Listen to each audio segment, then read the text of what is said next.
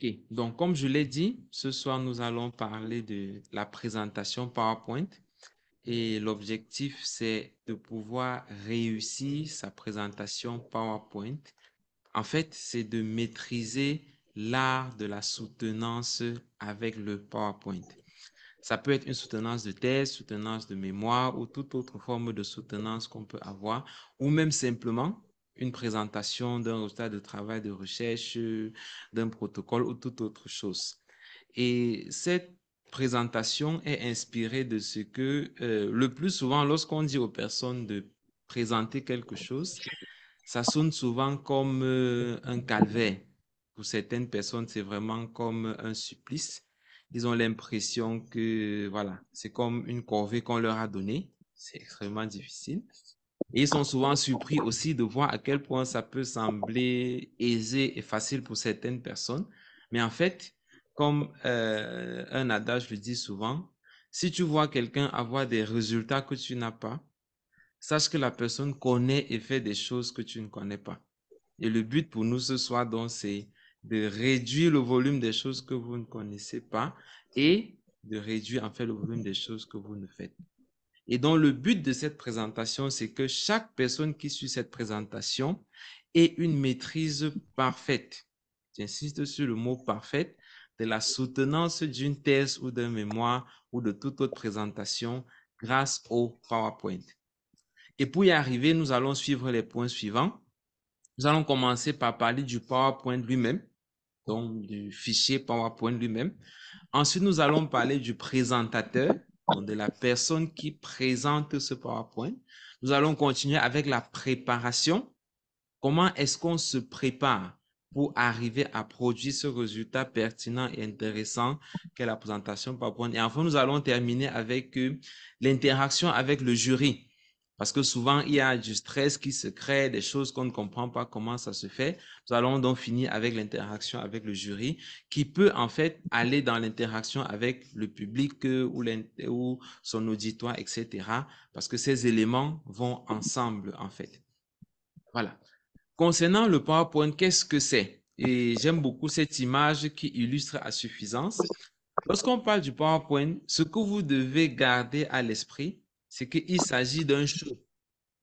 C'est comme un artiste qui est bien préparé et qui vient étendre son talent, qui vient se présenter sur la scène en quelque sorte. Comme cette image qu'on peut voir deux danseurs qui sont vraiment en train de se déployer, en train de démontrer tout leur talent, en train de ressortir tout ce qu'ils savent faire comme art, parlant de la danse ici. Et donc, l'image qu'il faut avoir lorsqu'on parle de faire une présentation PowerPoint, ce n'est pas premièrement du texte à lire. Ce n'est pas premièrement un stress à subir ou un fardeau à porter, non. Mais c'est d'abord un show, c'est d'abord un artiste, c'est d'abord une partie de plaisir. Un moment où on va se déployer, où on va s'exprimer, où on va se mettre à l'aise en fait. Exactement comme un artiste qui est sur une scène et qui s'est préparé et qui vient déployer son talent, qui vient déployer son savoir-faire sur la scène. Donc ça, c'est la première image qu'il faut avoir à l'esprit. Et on va voir dans la suite comment est-ce qu'on se prépare pour arriver donc à la fin à ressortir ce talent, à ressortir ce show, à ressortir tout ce qu'on a eu à préparer. Et il faut garder à l'esprit que c'est vous la présentation. La diapositive, ce n'est pas ça la présentation. La diapositive, ce sont des grandes lignes qui vous indiquent par où passer, qui vous indiquent à peu près quels sont les gestes qu'il faut faire si on reprend l'image du danseur. Mais la personne qu'on vient suivre, la personne qui est la présentation, c'est vous. La preuve, c'est que si ça n'avait pas été le cas, on aurait juste demandé, ben, envoyez les diapositives, nous, on va les lire et puis on comprendra de quoi vous êtes en train de parler. Mais c'est parce que c'est vous la présentation, c'est vous qui nous intéressez, c'est vous qu'on veut voir. C'est pour ça qu'on va s'asseoir pour 15-20 minutes pour écouter ce que vous avez à dire. La deuxième chose, c'est que le PowerPoint, c'est également un zoom sur les principaux points saillants. En fait, l'expression PowerPoint, si on traduit littéralement, ça veut dire les points forts, les points puissants, les points les plus importants que vous avez dans votre présentation, dans ce que vous avez à dire en fait. Et donc, le PowerPoint, ce n'est pas une réplique. Ce n'est pas le fait de reprendre à zéro tout ce qu'il y a déjà dans le document principal, non. Mais l'objectif vraiment, c'est de faire un zoom, c'est de mettre l'accent sur les éléments clés, sur les éléments importants qu'il y a dans ce que vous avez à dire. Comme cette image qu'on peut voir là, j'ai beaucoup de texte, mais je viens faire le zoom sur quelques éléments qui sont importants que je veux faire ressortir dans la présentation que je fais. Donc, en alliant ces deux éléments, c'est un show, c'est un artiste qui déploie son talent et qui ne ressort que les faits saillants, qui ne ressort que les points les plus importants de ce qu'il y a à connaître. Voilà, ça c'est quelques éléments généraux pour qu'on comprenne bien de quoi on parle. Maintenant, parlons donc des généralités pour aller un peu plus dans le détail. Lorsqu'on fait une présentation PowerPoint, il y a cette expression KISS qu'il faut vraiment garder à l'esprit. Keep it simple. Il faut faire l'effort de garder ce que vous avez à dire le plus simple possible. Il y a cette citation d'Einstein que j'aime bien qui dit, si vous ne pouvez pas expliquer un concept à un enfant de 6 ans, en fait, vous ne le comprenez pas complètement.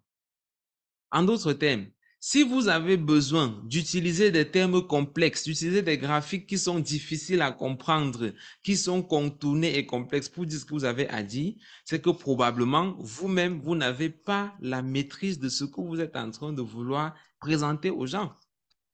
Donc, il faut toujours garder simple. Et dites-vous que personne n'est impressionné par ce que vous allez présenter. Ou du moins, on est impressionné par la simplicité de ce que vous avez à dire. Plus c'est simple, mieux ça vaut. Et ça, c'est vraiment un point qu'il faut garder à l'esprit. Parce que ce qu'on a souvent observé, c'est que lorsque quelqu'un fait une présentation, parfois il a l'impression que plus ce sera compliqué, plus on aura l'impression qu'il est intelligent, plus on aura l'impression que, alors qu'il n'en est rien. Donc, il faut vraiment garder ce que vous avez à présenter simple. Et un autre point important, une diapositive doit contenir un message. Une diapositive, c'est une information que vous communiquez. Du coup, il faut éviter sur la même diapositive de présenter beaucoup de choses à la fois. Parce que sinon, ça perd votre auditoire, celui qui vous écoute. C'est un peu comme si on suivait un danseur qui change de rythme brutalement au cours d'une même scène. Ça va être difficile à comprendre. Illustration, ça veut dire quoi? Par exemple, je ne devrais pas avoir sur la même diapositive de résultats les informations sur la prévalence et sur les facteurs associés. Sinon, ce n'est plus le même message que je communique. Il vaut mieux avoir une diapositive sur la prévalence, un message, une diapositive sur les facteurs associés, un autre message séparément. C'est pour ça qu'il faut choisir les idées à présenter à l'avance. Quand vous mettez sur le train de dire, OK, maintenant, je vais préparer mon PowerPoint, commencez par sélectionner les messages que vous voulez passer. Ne commencez pas juste à ouvrir la première diapositive, deuxième diapositive, mais sélectionnez les messages. Et le conseil que je vous donne, commencez par choisir les résultats que vous allez présenter. Comme dans la rédaction d'articles, comme l'une des formations que nous donnons, lorsqu'on veut communiquer en sciences, il vaut mieux commencer par choisir les résultats que vous allez présenter. Et après les résultats, vous prenez les éléments de discussion qui vont avec, parce que le PowerPoint, pour la thèse ou le mémoire, par exemple, c'est résultats et discussions. Ensuite, prenez les éléments de la méthodologie. L'avantage, c'est que ayant choisi les résultats que vous allez présenter, vous pouvez mieux choisir quels sont les éléments de méthodologie qui cadrent avec ces résultats que vous allez présenter. Étant entendu qu'on n'est pas obligé de présenter tous les résultats de son travail, encore que ce n'est même pas possible en général avec le temps qui est donné. Rappelez-vous, c'est les points forts, c'est le PowerPoint. Donc, une fois qu'on a choisi les 4 ou 5 résultats qu'on va présenter, on prend les éléments de méthodologie qui vont avec. Ensuite, on prend les éléments de l'introduction qui vont cadrer avec cette méthodologie et ces résultats. Et enfin, on sait quelle est la conclusion qu'on va ressortir de là. Donc, commencez par choisir les éléments que vous allez présenter, les idées que vous aurez à communiquer, en gardant à l'esprit que ça doit rester simple. Également, l'illustration qu'on fait pour passer un message. Là, je vais vous présenter par ordre décroissant les éléments les plus forts lorsqu'on veut communiquer une information aux éléments les plus faibles, lorsqu'on est en train de communiquer une information précise. Le plus saillant, c'est lorsqu'on communique avec une image. Comme on le dit souvent, une image vaut 1000 mots. À chaque fois que vous avez la possibilité de présenter une image, il vaut mieux le faire. Parce que l'image renseigne beaucoup mieux. L'image captive l'attention, l'image attire celui qui vous écoute et vous permet de mieux illustrer. Par exemple, cette image, je crois que si je demandais à chacun de commenter, on pourrait aisément voir qu'il s'agit là des différents niveaux d'obstruction de la Terre par une plaque d'athérome ou par l'athérosclérose. Et ça illustre clairement, on a la Terre normale, petite plaque un peu plus grande, jusqu'à l'obstruction complète qu'on a à l'image 7 ici. Et ça illustre mieux. En pratique, ça veut dire quoi? Lorsque vous êtes à l'étape de la méthodologie, si vous avez par exemple utilisé un appareil, il vaut mieux montrer l'image de cet appareil-là. Au lieu de dire seulement on a utilisé tel appareil, montrez l'image. Si vous avez eu à recruter des participants, montrez une image des participants que vous avez eu à recruter. Parce que l'image va communiquer le message beaucoup plus fort que les autres éléments qu'on aura à voir. Après l'image vient les graphiques. Un graphique permet de représenter quelque chose, un résultat, et de manière plus expressive et plus facile à comprendre. Surtout que ceux qui vont vous écouter n'ont pas toujours le temps ou la capacité de lire tout le texte que vous avez écrit. Or, quand je montre une image comme ceci, on peut rapidement voir qu'il y a, par exemple, ici, pour les différentes catégories, 3 niveaux, 75, 65, 57%. Et avec la taille des colonnes, on voit aisément quels sont ces différents niveaux-là. Donc, si je ne peux pas avoir une image, il vaut mieux avoir un graphique à la place. À défaut du graphique, au moins avoir un tableau. Parce que le tableau également a l'avantage au moins d'apporter les détails, d'apporter les chiffres, même si ce n'est pas autant que le graphique. Parce que le graphique nous donne déjà une illustration, nous permet de voir déjà quelles sont les tendances en un coup d'œil. Alors que le tableau, il faut regarder un peu plus en détail pour voir, ok, oui, là j'ai 1,2 ici, j'ai 2,3 là-bas, ainsi de suite. Et le plus petit niveau, en fait, c'est le texte. Lorsque vous écrivez un texte, ça oblige votre auditoire à être plus attentif, à regarder de plus près pour voir ce que vous avez écrit précisément. Alors que quand c'est une image ou un graphique, c'est un peu plus facile de voir en un coup d'œil qu'est-ce que vous avez. Donc, une fois que vous avez choisi quelles sont les informations clés à présenter, il faut choisir maintenant quel est le format dans lequel vous allez présenter ces informations. Au mieux, c'est une image. Sinon, un graphique ou à défaut un tableau. Mais quand c'est les informations les moins importantes, vous pouvez utiliser un texte pour présenter en sachant que c'est ce qui ne sera pas le plus en vue dans votre présentation. Voilà un peu les différents niveaux qu'il faut utiliser lorsqu'on est en train de préparer son PowerPoint. Parlons maintenant du contenu dans le détail. Et ça, c'est le plan typique lorsqu'on a un travail de recherche à présenter. Ça peut être un mémoire, une thèse, un abstrait qu'on présente à un congrès, une présentation orale, etc. Je vais mettre un peu plus de temps ici pour vraiment expliquer et qu'on comprenne quels sont les éléments qui rentrent dans chacune des parties que nous avons et que nous aurons à utiliser justement pour notre présentation. Premier élément, c'est l'introduction que nous avons ici. Le but de l'introduction en général, c'est exposer le bien fondé de l'étude.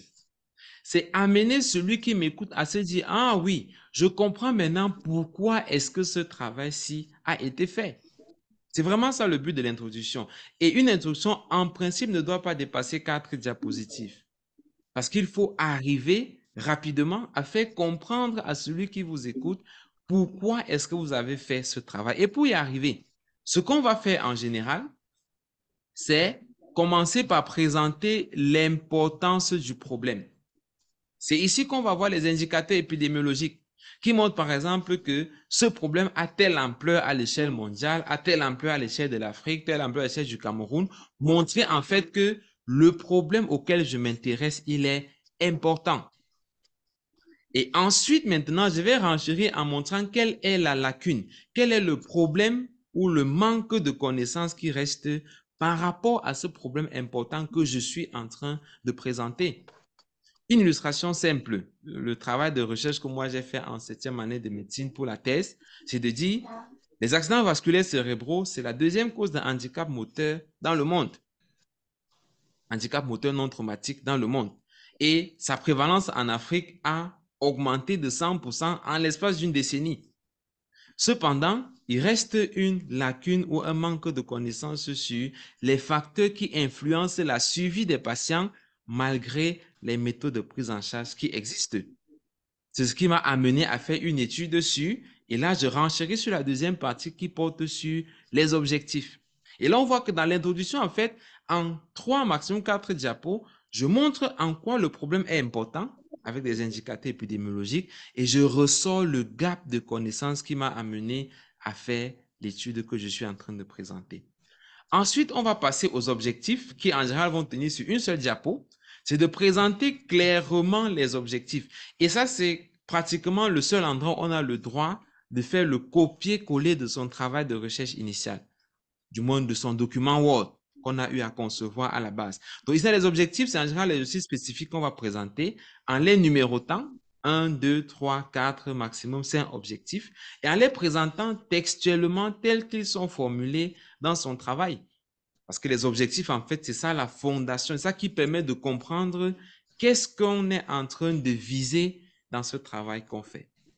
Ensuite vient la partie méthode, ou que certains vont appeler méthodologie, qui vise en fait à décrire de manière brève ce qui a été fait. J'insiste sur de manière brève parce que vous ne pourrez jamais rapporter tous les détails que ce que vous avez dans le document Word. C'est pour ça qu'il faut vraiment faire le sacrifice d'abandonner certaines choses. Les éléments clés qu'il faut ressortir ici, c'est le type d'étude ou encore le schéma d'étude, le lieu de l'étude et la population étudiée. Ça peut tenir vraiment sur 2 ou 3 lignes chaque élément là. Lieu de l'étude, la population étudiée avec les critères de sélection. Si on a fait une intervention, comme dans les essais cliniques, on va décrire cette intervention à cet endroit. On va rappeler les principales variables qu'on a eu à utiliser ou à collecter dans son étude. Et un élément majeur sur lequel il faut mieux passer le plus de temps, c'est d'écrire la procédure. C'est en fait ça qui doit occuper la majeure partie de la méthodologie. Parce que celui qui vous écoute a envie de savoir comment est-ce que vous avez procédé pour recruter les participants, pour collecter les données, pour traiter les échantillons, pour faire les analyses des laboratoires s'il y en a eu, pour ressortir les résultats que vous avez obtenus. Et si vous avez des images justement pour illustrer, c'est le bon endroit pour présenter des photos, les images qui décrivent la procédure que vous avez suivie. À défaut d'avoir des images, vous pouvez avoir des illustrations comme des diagrammes de flux pour dire première étape c'était ceci, ensuite on est allé vers ceci, ensuite vers ceci. Et c'est vraiment souvent important de ressortir ces éléments-là dans la méthodologie. Maintenant, les aspects éthiques et statistiques, l'erreur qui est souvent commise ici, c'est de mettre beaucoup de détails statistiques qui ne sont pas vraiment utiles. En général, ici, il faut mettre juste 2 ou 3 éléments majeurs des statistiques que vous avez adoptés. Par exemple, 1 ou 2 tests statistiques principaux que vous avez utilisés, c'est largement suffisant ici. Ce n'est pas le lieu de rappeler toutes les considérations éthiques qu'on a eu à faire parce qu'en réalité, on sous-entend que cela a été respecté. Mais c'est vraiment la procédure qu'il faut bien détailler et bien illustrer dans la partie méthode qu'on a ici. Ensuite, on arrive donc à la partie des résultats qui est en fait la partie centrale. Bon, juste pour rappel, la partie méthode devrait avoir entre 5 ou 7 diapositives maximum. 5 à 7 diapositives pour tenir dans ces éléments-là. Et c'est la partie résultats et discussion, en fait, qui doit contenir la grande partie de votre présentation. Parce que c'est en fait là où on vous attend. C'est ce que vous apportez de nouveau. C'est ce que vous apportez d'original dans votre travail. Et les résultats doivent être structurés en accord avec les questions de recherche ou les objectifs que vous avez eu à définir au début de votre travail. Le plus souvent, on va commencer par une description brève de la population qu'on a étudiée. Ensuite, les principaux résultats par rapport aux objectifs spécifiques qu'on avait au début de son travail et donc on a rappelé au début. Et enfin, la discussion qui est faite de manière concomitante avec les résultats qu'on est en train de présenter. Sachant que rapidement, je passe là-dessus, la discussion va porter sur 1, son résultat qu'on a présenté, 2, comparer aux autres résultats trouvés. 3, expliquer les différences ou les similitudes qu'on a trouvées. 4, donner l'implication de ce qu'on a eu à avoir comme résultat. Et encore une fois, c'est vous qui choisissez qu'est-ce que vous voulez discuter par rapport au résultat que vous présentez et comment vous vous déployez en fait. Et je rappelle ce que j'ai dit au début déjà, présentation PowerPoint, c'est vous l'artiste, c'est vous la présentation. Donc, vous devez vous sentir libre de présenter ce qui vous semble pertinent, de discuter comme ça vous semble intéressant et de pouvoir vous mettre à l'aise dans la présentation. Et enfin, il faut terminer par une conclusion et des recommandations. Et la conclusion, en fait, en général, c'est la réponse directe aux objectifs spécifiques qu'on s'est donnés. Par exemple, objectif 1, déterminer le taux de mortalité d'accidents vasculaires cérébraux. Première conclusion, le taux de mortalité était de 16%. Objectif 2, décrire la présentation clinique. Deuxième conclusion, la présentation clinique est dominée par hémiplégie et paresthésie. Objectif 3, rechercher les facteurs associés. Conclusion 3, c'est vraiment comme ça que ça doit être calqué, à tel point que parfois, si c'est même possible, il vaut mieux rappeler chaque objectif et donner la réponse précise à cet objectif-là comme élément de conclusion. Et les recommandations doivent aussi être pertinentes en rapport avec les résultats qu'on a trouvés. Donc, voilà à peu près les éléments qu'on doit retrouver dans la structuration, dans le contenu de son PowerPoint pendant qu'on est en train de le présenter. Voilà. Après ceci, donc, on va revenir sur la forme de son PowerPoint. Après avoir parlé du contenu, maintenant la forme. Il y a beaucoup d'éléments qu'il faut considérer parlant de la forme. Et comme je l'ai dit, ça c'est vrai, non seulement pour la présentation pour une soutenance de mémoire ou de thèse, mais également pour toutes les autres présentations que vous pourrez avoir à faire en général. Élément 1, ce sont les couleurs. Il faut utiliser les couleurs qui ont le meilleur contraste. Et il y a ce qu'on appelle la roue chromatique, vous l'avez en image ici, qui permet en fait de voir les couleurs qui sont opposées entre elles. En sachant que quand je mets une couleur avec son opposé en fond, ça me permet d'avoir un meilleur contraste et de pouvoir mieux ressortir mon information que je veux présenter. Et donc, utiliser la roue chromatique, c'est de regarder juste l'opposé de ce qu'on a. Par exemple, là, j'ai le jaune avec le bleu. Et vous voyez que quand j'écris en jaune sur un fond bleu, ça me permet d'avoir un meilleur contraste. Et la plupart des couleurs qui sont foncées, quand j'écris en blanc sur ces couleurs, ça me permet également d'avoir un bon contraste, comme on peut le voir là, écrit en blanc sur du bleu. Par contre, si vous prenez des couleurs qui sont proches sur la roue chromatique, ça vous donnera un mauvais contraste et votre texte ne sera justement pas lisible. Par exemple, si vous écrivez en jaune sur de l'orange, ce ne sera pas très lisible, ou en orange sur du rouge, ce ne sera pas lisible, ou en bleu sur du vert, ce ne sera pas lisible. Donc, il faut vraiment faire attention au choix des couleurs lorsqu'on est en train d'utiliser ou de concevoir son PowerPoint. Il faut éviter d'avoir plus de 3 couleurs sur une présentation ou sur une diapositive. Ce n'est pas ici qu'il faut démontrer votre art graphique, votre passion pour les couleurs. Non, non, non. Faites l'effort de garder maximum 3 couleurs sur sa présentation. Par exemple, ici, les couleurs que moi j'ai utilisées, il y a de l'orange, il y a du bleu et il y a du noir. Voilà mes 3 couleurs. Vous n'allez pas voir le vert atterrir à un moment donné ou je sais pas quoi, le rouge atterrir. Non, non, non. Je garde vraiment ces 3 couleurs et je travaille avec celles-là, sachant que parmi les 3 couleurs, en général, on ne compte pas le blanc, puisque le blanc, c'est comme la couleur qui passe partout. En dehors de cela, il y a 3 couleurs maximum que vous devez avoir. Et il faut éviter les couleurs qui sont trop vives, parce que en fait, vous risquez de détourner l'attention de la présentation qui est vous, pour ramener les gens plutôt aux diapositives. Par exemple, si je commence à mettre du vert citron ou du bleu ciel ou du bleu éclat, ça risque de détourner l'attention. Donc, évitez les couleurs trop vives et gardez comme une couleur de fond, comme une couleur de thème. Vous allez voir, par exemple, que ici, moi, ma couleur de thème, c'est la couleur, je crois que c'est le jaune orangé là, ou l'orange.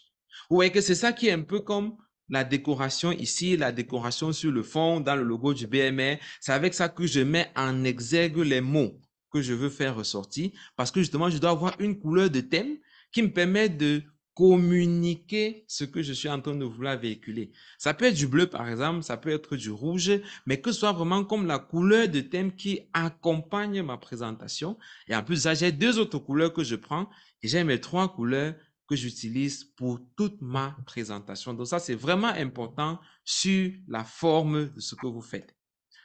Également, dans le texte que vous utilisez, on ne doit pas avoir plus de 8 lignes sur une diapositive. Ça, c'est sans compter la ligne de titre. Donc, en plus du titre, ça ne doit pas dépasser 8 lignes qu'on a ici. Si c'est plus de 8 lignes, vous êtes en train de surcharger. C'est pas bon. Il faut préférer les polices sans shérif. Qu'est-ce qu'on appelle une police sans shérif? Ce sont des polices qui n'ont pas des petits traits comme vous voyez sur le N ici, là.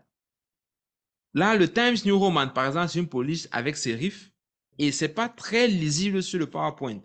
Il vaut mieux préférer les polices comme Arial, comme Comics sans MS, comme vous pouvez voir là, qui n'ont pas de shérif, qui n'ont pas ces petits traits qui viennent rallonger le bas des mots ici. Sur le PowerPoint, il faut préférer ceci ou des polices qui sont semblables parce que ça facilite la lisibilité, ça facilite la lecture de ceux qui sont en train de vous écouter.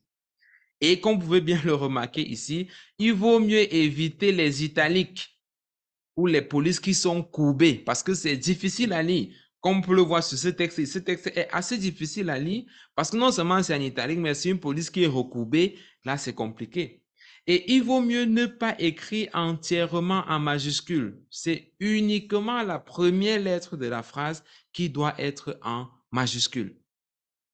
Tout ça, c'est pour faciliter la lecture, pour faciliter la fluidité de ce que vous êtes en train de dire et de permettre en fait que ceux qui vous suivent, ceux qui vous écoutent soient à l'aise, qu'il n'ait pas beaucoup de difficultés. Donc, évitez les polices courbées, évitez de mettre l'italique, gardez son texte simple, 8 lignes maximum et en l'occurrence avec des polices sans sérif. Très bien. Autre chose, il faut numéroter toutes ces diapositives. Vous pouvez le voir ici. Toutes mes diapos ont une petite numérotation en bas là. 1, 2, 3, 4, ainsi de suite. Évitez les animations fantaisistes. Un peu comme celles que vous allez voir à l'instant. Voilà. Donc, il faut éviter ce genre de choses parce que ça va créer la surprise de son auditoire. Évitez de changer les transitions. Parfois, vous allez voir des diapositives où quand on clique une fois, ça vient en forme de damier. Et puis quand on clique encore une fois, ça vient en forme d'un rideau qui s'ouvre. Et puis on clique encore une fois, ça vient en forme d'une porte qui s'ouvre. Non, ça, c'est vraiment pas la chose à faire. Parce que vous devez éviter d'attirer l'attention sur les diapositives, mais pour garder l'attention sur vous, parce que c'est vous la présentation. Quand il y a trop de changements en termes de couleur, en termes d'animation, en termes de transition, ça fait qu'on est plus attiré par la présentation. Et quand vous cliquez, on s'attend, on se dit, bon, on va découvrir c'est quoi la nouvelle transition, on va découvrir c'est quoi la nouvelle animation et on est déconnecté du message que vous êtes en train de véhiculer. C'est pour ça qu'il faut rester. Okay, désolé, j'ai eu une petite panne là, mais je crois que ça va. Donc, je disais, il faut éviter les animations fantaisistes ou tout ce qui va distraire l'attention pour rester focalisé sur le message que vous êtes en train de véhiculer. C'est pour ça qu'on évite trop de couleurs, trop d'animations, trop de transitions, etc. Donc, restez vraiment simple.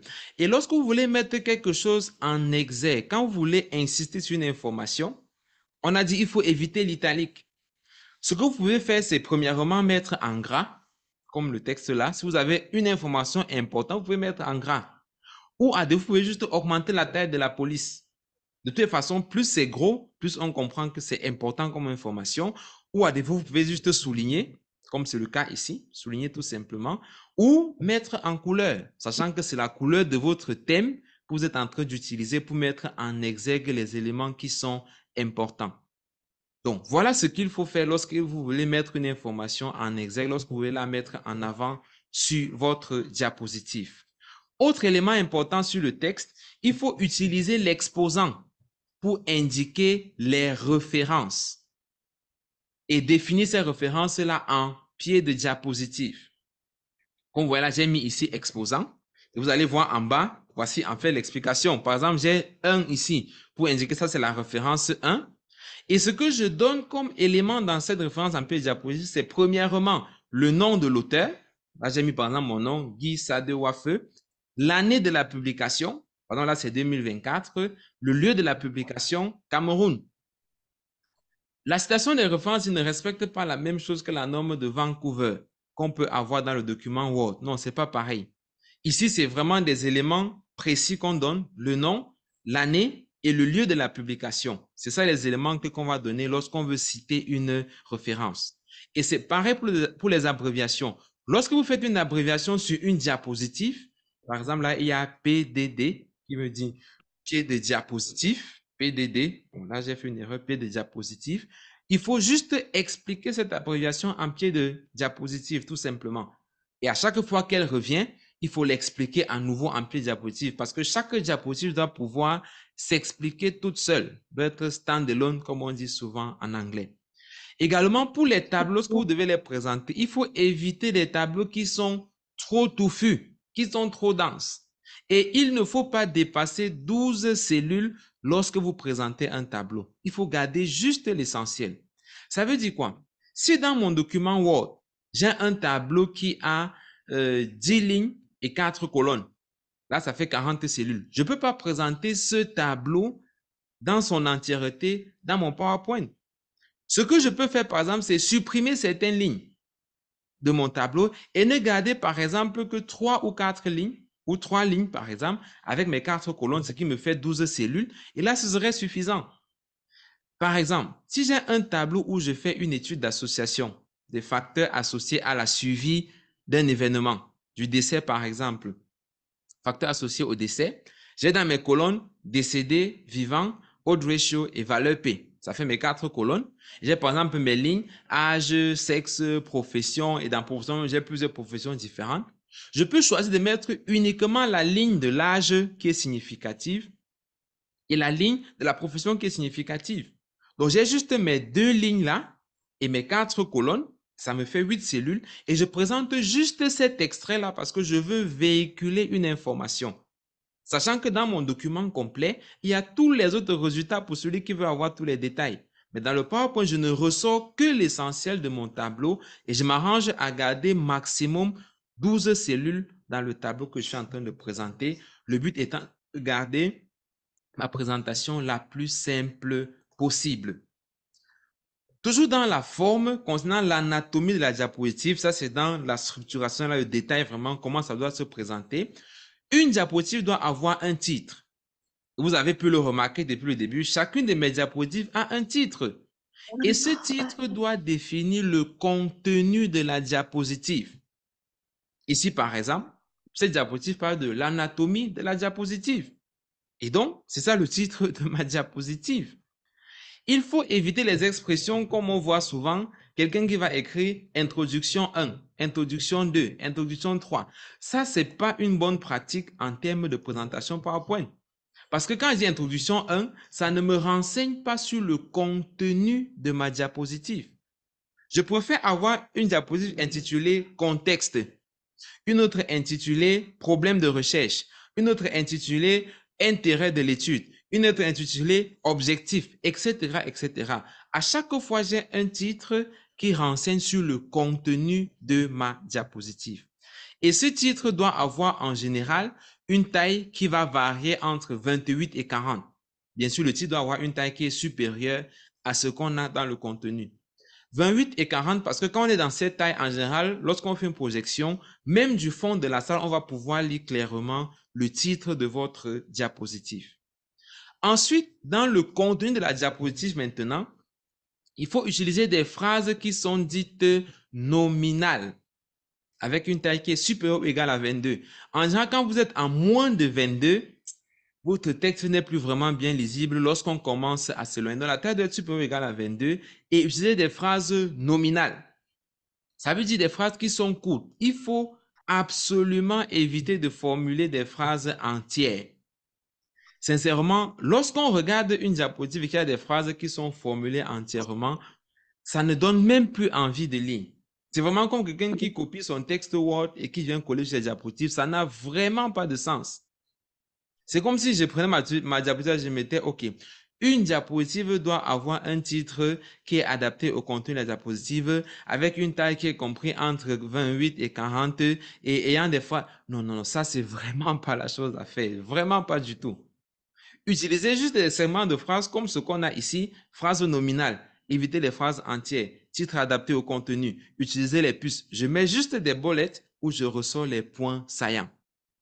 Aussi, il faut utiliser la même puce et les mêmes sous-puces pour toutes ces diapositives.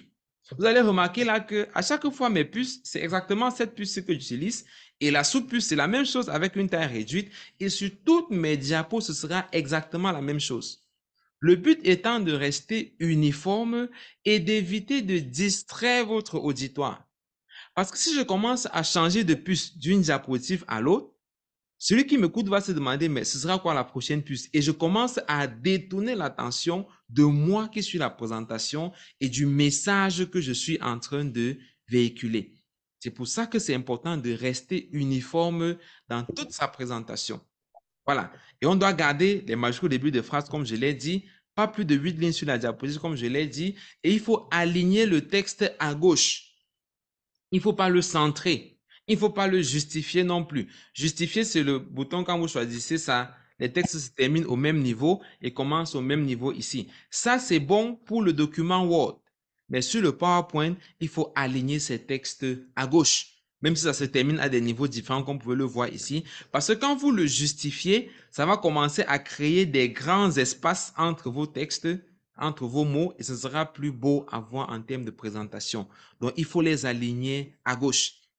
Et évidemment, quand on a des pieds de page, comme je l'ai fait dans la diapo précédente, on va mettre un trait pour les séparer. Je peux d'ailleurs remettre ça là. Voilà, comme je l'ai fait. Ici, on va mettre un petit trait pour séparer le pied de diapositive et mettre son texte en pied de diapositive avec une police qui est un peu réduite par rapport à la police du texte principal qu'on a. Et donc, voilà l'illustration d'une diapositive, par exemple, qui est propre, qui est simple, avec un titre qui définit le contenu, un petit truc là pour séparer, avec 3 couleurs maximum, le noir, l'orange et le bleu, avec la même puce, des morceaux de phrases qui sont plutôt des textes nominaux avec un pied de page. Et quand c'est comme ceci, c'est assez fluide avec un numéro de page, bien sûr, en bas là, avec la taille de police qui est respectée et tout le reste. Là, c'est facile à voir, c'est facile à comprendre et on vous suit avec plaisir et avec aisance. On va passer maintenant à l'autre étape qui est le présentateur. Et j'aime beaucoup cette image que vous pouvez avoir à l'écran là et cette citation qui dit « On n'a jamais une deuxième chance de faire une première impression. » Donc, on n'a jamais une deuxième occasion de faire une première impression. Ça a l'air évident et rhétorique, mais je peux vous garantir que lorsqu'on veut vous écouter, la présentation que vous avez, l'allure que vous avez, donne déjà une première impression qui parfois est déterminante de si on va vous écouter ou pas. Et c'est pour ça que il est d'ailleurs de coutume dans les écoles de médecine ou dans les endroits où on fait des soutenances, de mettre ses plus beaux vêtements le jour de la soutenance. Parce que rappelez-vous, c'est vous la présentation, c'est vous qu'on est venu voir, c'est vous qu'on est venu écouter. Et donc vous devez être présentable. C'est un élément non négligeable. Le tout n'est pas de savoir bien parler, mais si en vous regardant, vous n'avez pas l'air de quelqu'un de sérieux, vous n'avez pas l'air de quelqu'un de pertinent, vous êtes mal coiffé, vous êtes avec la barbe partout, les vêtements non repassés, complètement délabrés dans tous les sens. Sincèrement, on aura du mal à vous faire confiance. Mais quand vous êtes bien coiffé, bien vêtu, bien préparé, ça donne déjà une première impression qui est intéressante et on se dit voilà quelqu'un de sérieux, voilà quelqu'un qu'on a envie d'écouter. Donc, parlant du présentateur que vous êtes, la première chose, c'est votre présentation physique. C'est l'allure que vous avez, c'est l'impression que vous dégagez qui est vraiment important, qui est vraiment capitale. La deuxième chose, c'est la communication verbale que vous aurez. Parce que évidemment, c'est ça le principal moyen que vous aurez à utiliser. C'est pas la voix que vous allez communiquer. Il faut pouvoir, sans avoir besoin de crier, parler de manière suffisamment audible, qu'on puisse vous entendre jusqu'au fond de la salle sans avoir besoin que vous ayez à crier. Donc, vous devez pouvoir vous exprimer de manière suffisamment audible en parlant à votre auditoire de manière courante, de manière simple, avec ce qu'on peut appeler entre guillemets un ton professoral. C'est-à-dire parler avec assurance, parler avec éloquence. Même si vous n'êtes pas sûr de ce que vous dites, dites-le avec assurance. Dites-le avec certitude, que lorsqu'on vous entend, que le ton de votre voix puisse rassurer. Un peu comme je suis en train de parler là, n'est-ce pas? Voilà. Donc, faut pas parler en hésitant, en doutant. Vraiment, nous ne savons pas ce qu'il y avait lieu de faire ici. Vraiment, ce n'était pas... Non, non, non, non, non. Vous devez parler avec assurance. Et le rythme de votre voix doit rester à peu près constant tout le long de la présentation. L'erreur qui est couramment commise, c'est souvent on commence avec une voix qui est plutôt calme, rassurante, posée. Et quand le temps avance, on commence à accélérer. Et souvent, à la fin de la présentation, on a du mal à distinguer carrément les mots que vous êtes en train d'utiliser. Et ça, c'est pas la bonne chose à faire. Il faut vraiment rester constant dans son rythme du début à la fin de la présentation. Il faut savoir interpeller ou relancer le jury ou les membres de son auditoire pour les points majeurs. Et en général, on va faire une petite pause, on va s'arrêter un peu, relancer le membre du jury, relancer son auditoire pour entamer une nouvelle section. Et l'intérêt, c'est de garder la présentation dynamique, de rester éveillé, de tenir son auditoire en haleine pendant tout le temps qu'on est en train de présenter. Par exemple, lorsque je suis en train de présenter mes résultats sur les facteurs associés à la suivi des accidents vasculaires cérébraux, quand j'aurai un élément majeur, par exemple, je me rends compte que la pression artérielle à l'admission du patient est un facteur majeur associé à la suivi. Pour présenter ce résultat, je ne vais pas juste le dire en passant dans le reste de la présentation, non. Je vais m'arrêter. Monsieur le président du jury, honorable membre du jury, nous avons remarqué, nous avons retrouvé que la pression artérielle à l'admission du patient était un facteur associé significativement à la survie des patients ayant un accident vasculaire cérébral.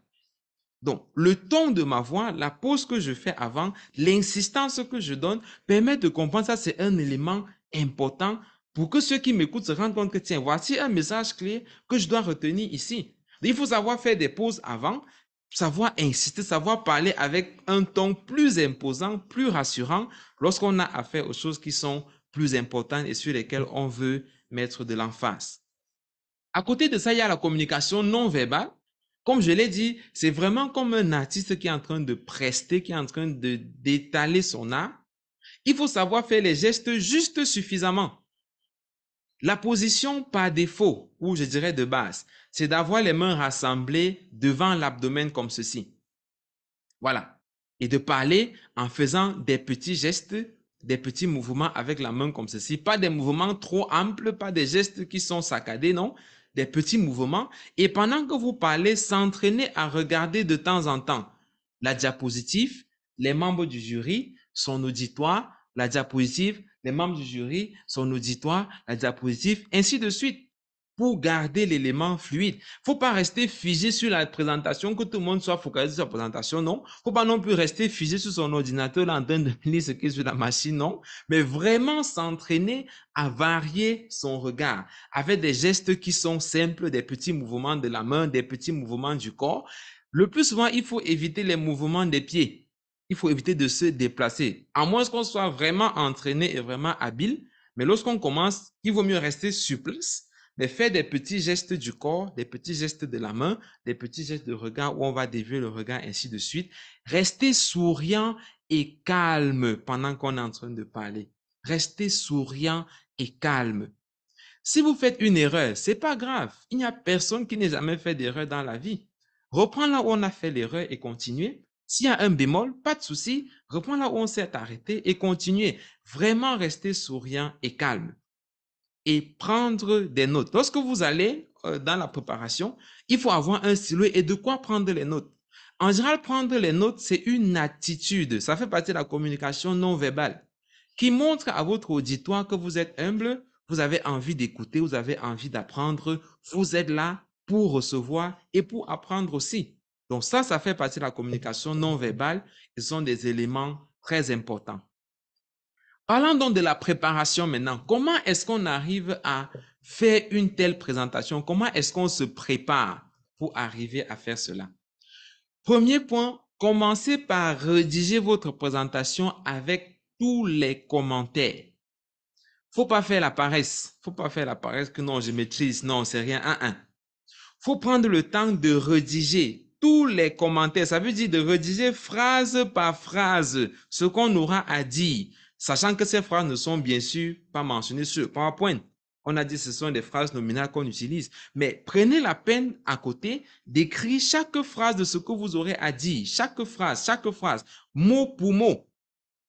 Répétez ensuite quelques fois avec ces commentaires-là. Je répète en lisant mon commentaire, en lisant ce que j'ai écrit. Et le faire 2-3 fois. Et après cette fois-là, ne plus jamais lire ces commentaires, même si vous êtes bloqué. Entraînez-vous ensuite à présenter. Si vous oubliez un mot, prenez un remplaçant à la place. De toutes les façons, ce ne sont que les entraînements. Vous oubliez un mot, prenez un remplaçant à la place. Entraînez-vous vraiment à parler sans lire ces commentaires. Le fait de mettre les commentaires les premières fois, c'est déjà pour avoir l'assurance, pour avoir confiance en vous et pour avoir au moins un exemple d'une présentation presque parfaite où tous les mots sont à leur place. Le but, c'est pas forcément de retenir ces mots mot à mot. Non, non, non, non, non. C'est pour ça que j'ai même mentionné là, il faut s'exercer à parler couramment et non à réciter. L'un des éléments importants que j'ai compris dans la présentation PowerPoint, c'est que toute votre vie, vous avez été habitué à parler pendant que vous réfléchissez, à dire les choses qui vous viennent à l'esprit pendant que vous parlez. Si en un instant, vous voulez commencer maintenant à parler en récitant, ça va être beaucoup plus compliqué pour vous. Si je vous trouve à la maison, je dis, OK, parlez-moi de votre journée. Il est peu probable que vous partiez prendre un cahier. Le matin, non, vous allez me raconter tel que ça vous vient à l'esprit. Vous avez vécu votre journée, vous savez comment elle s'est passée. Vous allez me raconter comment elle s'est passée avec vos mots tels qu'ils vous viennent à l'esprit. C'est comme ça que votre cerveau a été entraîné depuis que vous avez commencé à parler. Donc, si vous voulez en un jour changer pour que votre cerveau parle maintenant plutôt les mots qui sont retenus, vous risquez de vous bloquer. Ça risque de vous prendre encore des mois pour vous habituer à cette façon de parler là. C'est pour ça que le but, c'est de parler couramment, de vous exprimer. Et les commentaires qu'on fait au début, c'est pour avoir un cadre. Pour avoir un cadre. C'est pour ça que même si vous oubliez un mot, prenez un autre à la place. Exprimez-vous. Dites ce que vous comprenez. Dites ce que vous avez en tête. Ce sera beaucoup plus beau. Ce sera beaucoup plus digeste et plus cohérent comme cela.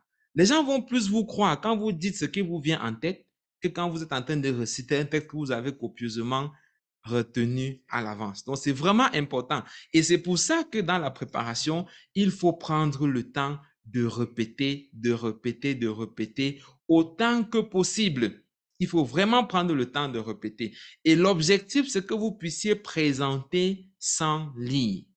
L'objectif, c'est que vous puissiez présenter en vous exprimant, qu'on ait envie de vous regarder, de vous écouter, d'entendre ce que vous avez à dire. Et le PowerPoint est là juste pour rappeler les points que vous êtes en train d'évoquer et non pas pour nous donner tout le texte que vous êtes en train de lire et qu'on puisse même se passer de vous et regarder le PowerPoint. Donc, c'est vraiment ça le but.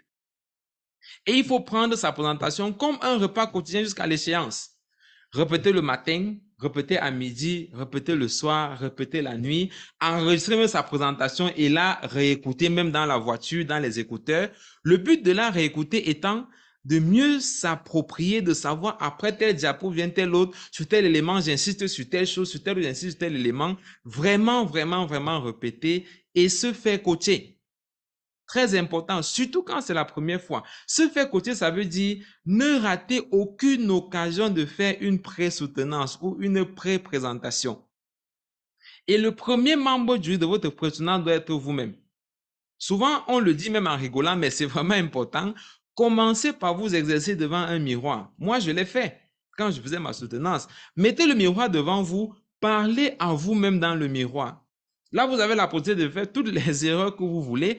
Ensuite, maintenant, présentez à vos camarades. Organisez entre vous des séances de présentation. Je présente, vous m'apportez des critiques, vous me corrigez sur la base de tout ce qu'on a vu dans cette présentation, le geste, le ton de la voix, la qualité des présentations, le contenu de la présentation, etc. Faites-vous coacher entre vous et ensuite maintenant par d'autres personnes qui en ont l'expérience. Mais ne ratez aucune occasion de vous exercer, de présenter ce que vous avez à faire, de recevoir des critiques, de recevoir des points à améliorer, de répéter autant que possible. Je le répète, sachant que le but, c'est que vous puissiez présenter sans lire ce que vous êtes en train de présenter. Et pour finir, quelques considérations générales. Sachez que le but n'est pas de tout dire. D'ailleurs que ce n'est pas possible. Le but n'est pas de tout présenter, mais de dire ce qui est essentiel. De dire ce qui est essentiel. Et ça, c'est le gros challenge que la plupart des personnes qui font une présentation pour la première fois ont. Moi, quand j'ai fait ma première diapositive pour présenter, le temps que je mettais, c'était 35 minutes au lieu de 20 minutes tel que c'est recommandé. Et même là, j'estimais que j'avais tellement réduit. Mais souvent, quand on est dans cette situation, c'est qu'on a du mal à lâcher prise. Or, il faut apprendre à lâcher prise. Dites-vous qu'il y a des choses importantes et pertinentes que vous n'aurez pas à présenter parce que vous n'avez pas tout le temps de le faire. Donc, vraiment faire l'effort de rester sur scène, de rester précis sur 2 ou 3 points majeurs. Et pendant que vous faites des répétitions, laissez toujours une marge d'au moins 2 minutes 30 secondes. Ça veut dire, si la recommandation de votre établissement est de présenter en 20 minutes, arrangez-vous à présenter en 17 minutes 30 secondes pendant la répétition. Si c'est 15 minutes, arrangez-vous à présenter en 12 minutes 30 secondes, maximum 13 minutes. Parce que pendant la présentation même, vous pouvez avoir un blocage, vous pouvez avoir un ralentissement qui va vous faire donc étaler un peu plus sur le temps. Or, si vous étiez resté limite sur 19 minutes 30 secondes, et bien quand ça déborde, vous êtes au-delà de 20 minutes. Et je peux vous garantir que il vaut mieux faire une présentation incomplète dans le délai que de faire une présentation complète en traversant même seulement de 30 secondes. D'ailleurs, il y a certains membres du jury en général qui vont vous mettre le chronomètre en face de vous. 20 minutes, ils lancent le compte à rebours. Donc, vous-même, vous voyez le temps s'écouler devant vous. Et si vous n'êtes pas entraîné à rester dans les limites du temps, vous risquez de le déborder et ça va être vraiment dommage pour vous. Et rappelez-vous, c'est vous le maître de la scène. Vraiment, ça, il faut garder à l'esprit. Personne ne maîtrise ce sujet mieux que vous. Vous avez parfois eu toute une semaine pour vous entraîner, pour répéter dans les coins et les recoins. Et c'est vous qui avez choisi ce que vous allez mettre sur la diapositive. C'est vous qui avez choisi les résultats que vous allez présenter. C'est vous qui avez choisi les éléments de méthodologie que vous allez présenter. Donc, vous avez eu le temps de lire, de relire, de chercher. Et je peux vous garantir, personne ne maîtrise ça mieux que vous. Et le fait de le savoir, ça vous donne une certaine assurance et un certain calme dans votre présentation. 2 conseils que je vous donne qui, moi, m'ont beaucoup aidé et qui m'aident même en général quand j'ai des présentations à faire. Ayez quelqu'un dans la salle qui peut vous aider à prendre des notes. Un ami, un camarade qui est là, juste vraiment pour prendre les notes sur ce que le jury a dit, parce que parfois, vous pouvez louper certains éléments qui sont importants pour les corrections. Vraiment, quelqu'un dont le rôle est de prendre des notes sur les questions qu'on a posées, les commentaires qu'on a fait, etc. Parce que ça va vous aider après.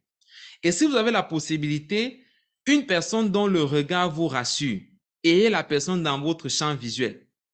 Ça peut être un parent, ça peut être votre directeur de thèse, ça peut être un collègue, ça peut être un ami, mais quelqu'un qui, lorsque vous le regardez, ça vous donne une certaine assurance. Demandez à la personne de s'asseoir là où vous allez pouvoir la voir assez couramment. Peut-être quand vous sentez que je fléchis un peu là, vous pouvez croiser son regard et vous sentez de l'assurance, ça vous redonne la force pour prendre l'énergie et pour pouvoir avancer à nouveau. Et le dernier point, l'interaction avec le jury. Je crois que certains d'entre vous vont probablement reconnaître cette personne qui est en image là. C'est le président centrafricain qui, de temps en temps, va dans les jurys de soutenance à l'université et est président du jury. Donc, imaginez-vous dans un jury avec le chef de l'État dans votre membre du jury, je crois que ça peut être suffisamment stressant comme circonstance.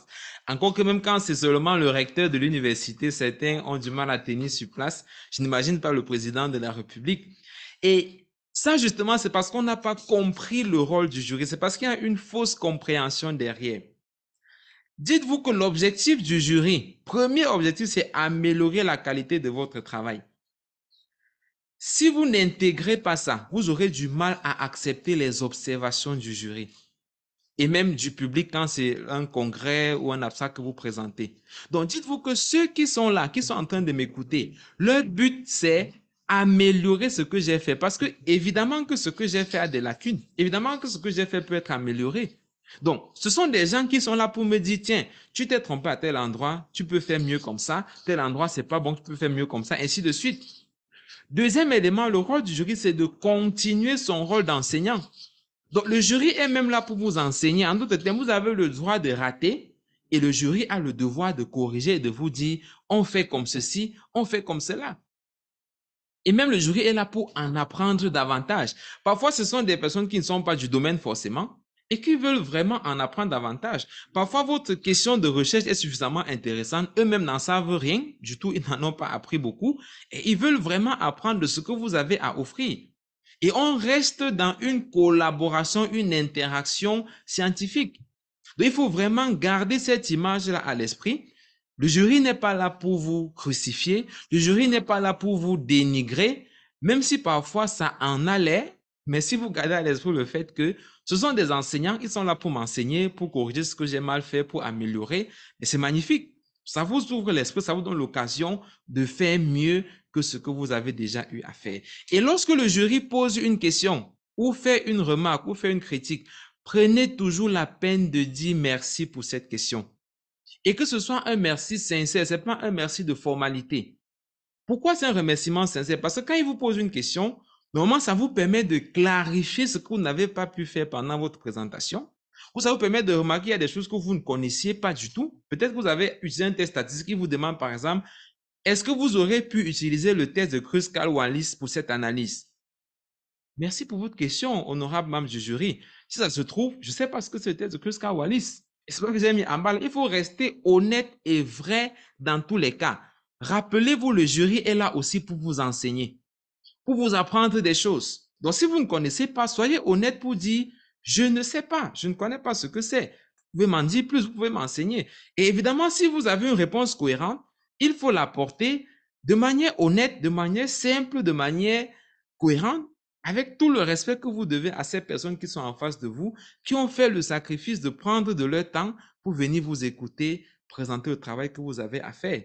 Et si vous ne comprenez pas, dites je ne comprends pas. S'il y a des modifications à faire, vous prenez des notes. Merci, honorable membre du jury, pour cette modification, pour cet apport. Nous allons l'intégrer dans la correction finale. Nous en prendrons note, nous en prenons note. Nous allons lire davantage pour comprendre de quoi il s'agit. Restez vraiment ouvert en vous disant que on a affaire à un échange scientifique. C'est une communication entre deux personnes qui parlent de science. Et n'oubliez pas ceci, ce sont des êtres humains en face de vous et tout ce qu'ils veulent, c'est votre bien. Ce ne sont pas des assassins, ce ne sont pas des bourreaux qui veulent vous massacrer, non. Ce sont des personnes comme vous et moi qui ne désirent que votre bien et la réussite dans votre travail. Et pour terminer donc, le but de votre présentation, c'est de communiquer un message clair et simple dans un temps qui est imparti. Vraiment, gardez ça à l'esprit. Vous venez communiquer un message clair et simple dans un temps qui vous est donné. Il s'agit d'une prestation où c'est vous la présentation, c'est vous l'artiste. Donc, prenez le temps de vous préparer, prenez le temps de répéter, prenez le temps de maîtriser ce que vous avez à faire, prenez le temps de vous mettre à l'aise et de communiquer de manière simple. Prenez le temps de préparer votre PowerPoint avec les éléments clés en respectant tous les principes que nous avons eu à voir là.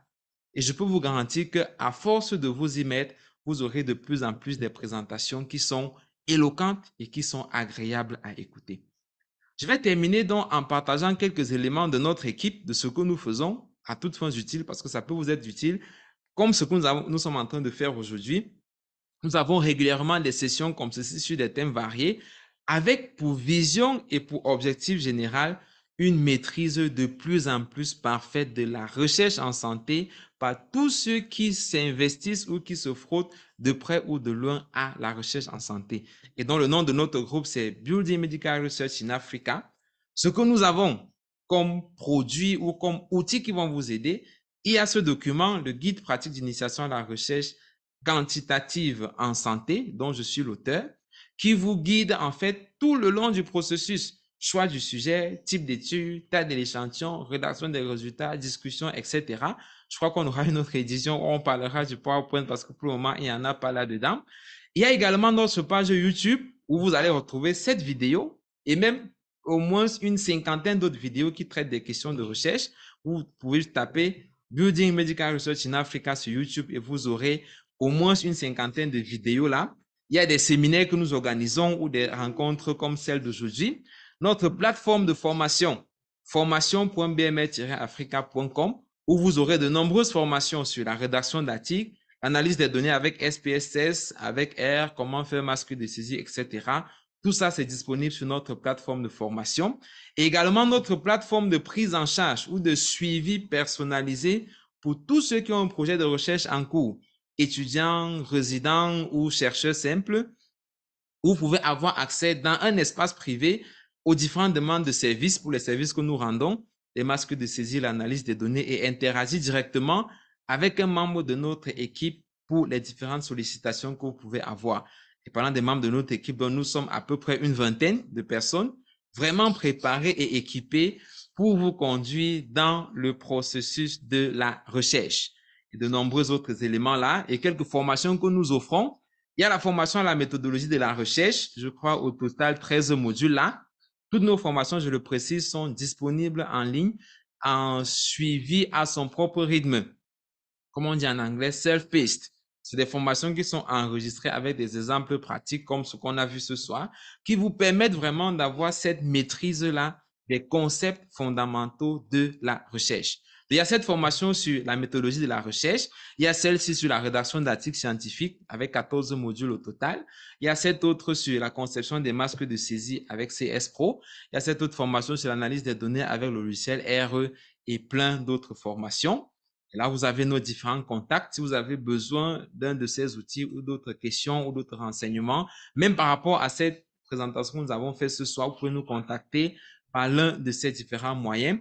Et je vais terminer donc par cette citation qui m'est très chère, qui dit « Mener une recherche sans maîtriser la méthodologie, c'est aussi grave que poser un acte chirurgical qu'on n'a jamais appris dans un contexte où on a des spécialistes qui sont qualifiés. » Imaginez-vous un infirmier qui va faire une césarienne dans une chambre à Bonas, à côté du CHU où il y a des gynécologues expérimentés. Je crois que tout le monde crierait au scandale dans cette circonstance. En fait, quand vous faites de la recherche sans maîtriser la méthodologie, alors que vous pouvez l'apprendre, c'est vraiment aussi grave que cela. Et donc, sur ce, je vous remercie.